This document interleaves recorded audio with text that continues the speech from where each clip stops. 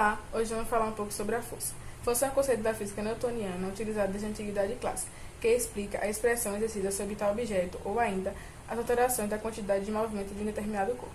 A força F é um vetor indicado por uma seta acima da letra, ou seja, possui módulo, intensidade da força exercida, direção, reta ao longo de qual ele atua e sentido, o lado da reta na qual a força foi exercida. Portanto, quando várias forças atuam sobre determinado corpo, eles se somam vetorialmente para, assim, dar lugar a uma força resultante. O ensino da força é apresentado a seguir da segunda lei de Newton, denominado o princípio fundamental da dinâmica, ou a força, no qual a força resultante, ou seja, a soma vetorial de todas as forças aplicadas sobre o corpo, é diretamente proporcional ao produto da aceleração de um corpo pela sua massa, apresentada pela seguinte expressão: F igual m vezes a, aonde F é força, m é massa do corpo e a aceleração adquirida. Classificações da força. Há duas classificações para a grandeza vetorial força: força de contato e força de campo.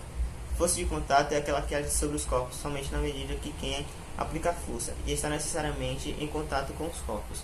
Por exemplo, a força normal e o de atrito, dentre outras.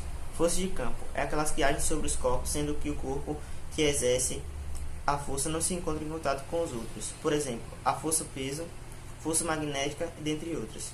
Tipos de força: força-peso, força elástica, força centrípeta, força magnética, gravitacional, força de atrito e força normal. A intensidade da força é medida por instrumentos chamados dinanômetros, formados pelas palavras dínamo, que representa força, e metro, que significa medida.